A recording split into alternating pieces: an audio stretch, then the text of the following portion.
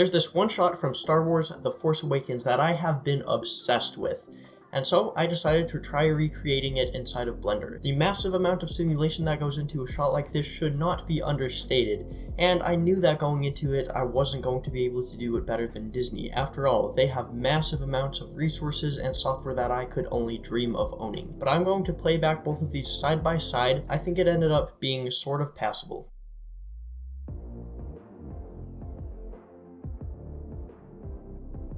Now I'm going to talk through the general process of creating a shot like this, what I've learned, and what I'm going to do if I ever decide to try this shot again in the future.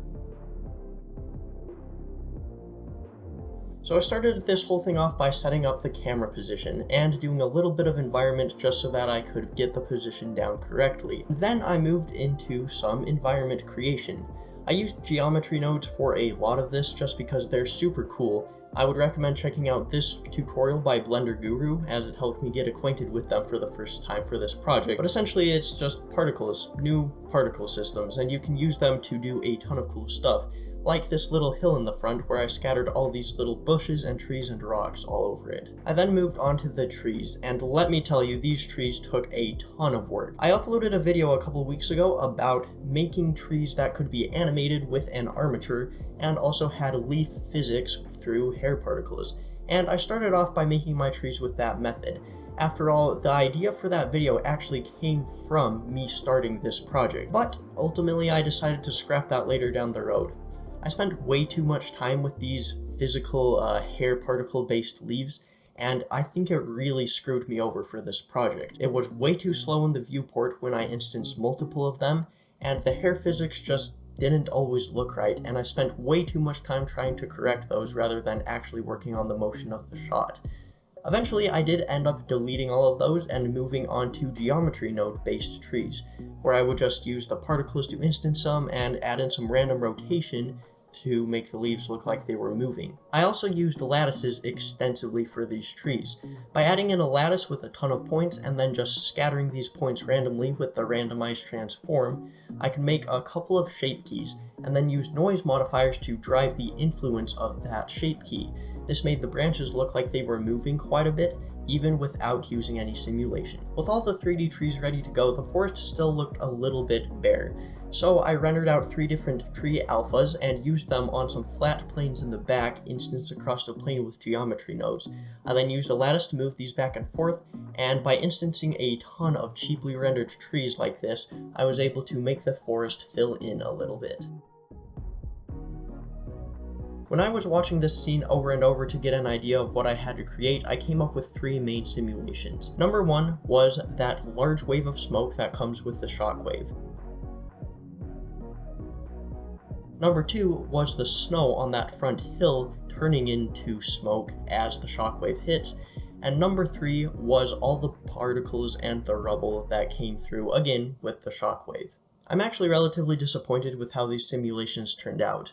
I think that the snow coming off of the hill looks relatively okay, but I wasn't able to get the motion for that wave of smoke that comes with the shockwave correct. In the original scene, that comes over the hill and sort of dips down before coming up through the camera, and I wasn't able to get that motion right, so it just doesn't feel right in my final shot. All the rubble and sticks that blow into the camera I was able to achieve relatively easily by using particles, just instancing a bunch of little rubble.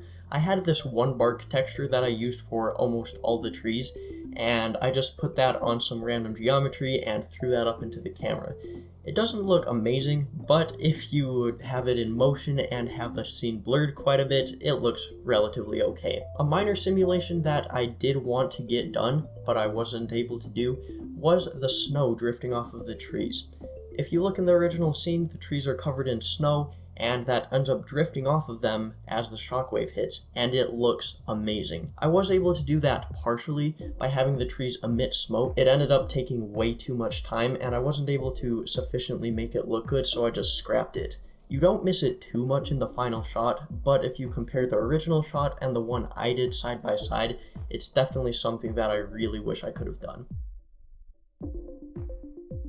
To Towards the end of the process, I had to do some final tweaking, and then I rendered it out. I actually rendered this with Eevee instead of Cycles because I wanted the real-time viewport performance throughout the entire process.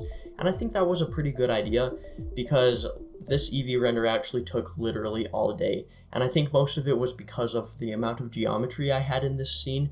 Most of the work done here was actually by the CPU and not by my graphics card, just calculating where all this geometry was for each frame. It took forever. It would have died if I had done it in Cycles. I'm really glad I did this in Eevee. I then sent this all over to DaVinci Resolve for color grading, which really saved this project. I ended up rendering as an EXR because apparently that's what the pros do, and I had a bloom pass that just overlaid onto the footage, and it ended up looking kind of okay. I also ended up doing some post-processing motion blur because the motion blur inside of Blender actually caused all these little artifacts to appear, which just wouldn't do. And once I had all that done within DaVinci Resolve, I put it over the original scene, and here it is.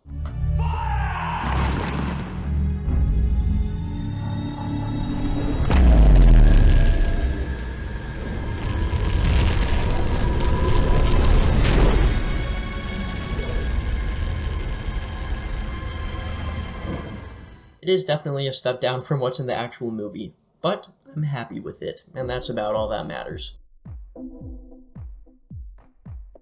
Now let's talk about the main problems that I ran into and what I learned from this. Number 1, I planned my scene really poorly. Sure, I got the camera position down relatively well at the beginning, but towards the end, on the last day as I was trying to render this out, I realized that my aspect ratio was actually wrong. And so I had to change that and move the trees all around to fix that and fill in the frame. Apparently, I also set the frame rate wrong, which is sort of a newbie mistake. The frame rate for The Force Awakens is 24 frames per second, because that's movie standard. But apparently I clicked on 25 by accident when I was setting this up for the first time, and never checked that until I was trying to render this out. And so I ended up with about 6 frames missing from the end of the animation, and I couldn't rebake all the simulations because I was running out of time, so I just had to cut it sort of abruptly short, so it doesn't have the same timing as the original movie, and that kind of sucks. Now my second problem that actually ties into this is that I wasn't using reference throughout the entire thing. I did have the clip playing rather frequently, and I looked at it all the time, but I didn't have anything actively on screen for most of this process, and I think that really hurt me. If I had that on screen, I probably would have been able to lay it out and notice the amount of trees that I needed a bit better. I might have also noticed that I screwed up the aspect ratio and fixed that earlier before the last day of this project. And well, it just would have been better if I had a few frames from each portion of the animation on screen at all times using something like PureRef. If I had just had some still frames so I could see the amount of trees and get the bending of the trees a little bit better, I think that would have been really great. The third problem was the scene optimization. I ended up doing all the intensive stuff at the beginning of the project rather than at the end, so my viewport playback was really bad throughout, and it just wasted a lot of time. Now that we've talked through those problems, I'm going to tell you how I would address those if I were to do this shot again in the future. Number 1. I wouldn't screw up the aspect ratio and the frame rate at the beginning. Those were really stupid mistakes. I should have double checked those and probably googled the aspect ratio just to make sure it was right, and gosh, I don't know, I'm still kicking myself about that. Now number 2 is that I would use more reference. I would probably grab some still frames from the original clip and load those into PureRef and just have those on screen all the time so I can get some quick composition reference for every single part of this shot without having to play through the clip again and again and again. Number 3 is scene optimization. I did have collections for this entire thing that I would turn on and off to help improve performance, but the thing I didn't do is front load work into the models to make sure that they performed well. Most of these trees had way too high poly counts and not enough detail return on those poly counts. When I replaced all of the hair physics trees with geometry node trees, my scene performance ended up being way better, and turns out they looked better too because I actually put effort into those models. The more time you spend on making sure things work well up front, the less time you'll have to spend fixing everything later. The last thing I would do if I were to do this again is spend a lot more time on motion.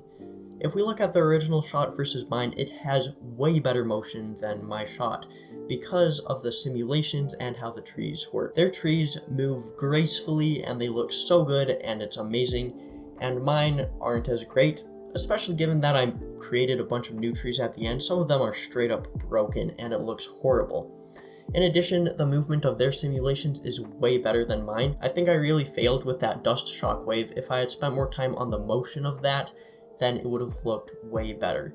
I might revisit this shot in the future, but I am pretty happy with how it turned out. I will be uploading the blend file for this project to Patreon once I have optimized it a bit. It will still be pretty intensive though, so be careful, and all the smoke caches aren't going to be there because that's way too much data to send over the internet. I also want to say thank you to all my patrons. That's Terry Davis, Susan Uncle, Atomic Alf, Matt, Stephen D. Swanee, Justin Oliver, Don Hawkins, Garrick Campbell Dempsey, Yup Williamson, Industry WM, Peter Stomberg, Edwin Zeman, and Avalro Haddad. Thank you all for watching, and have a great day.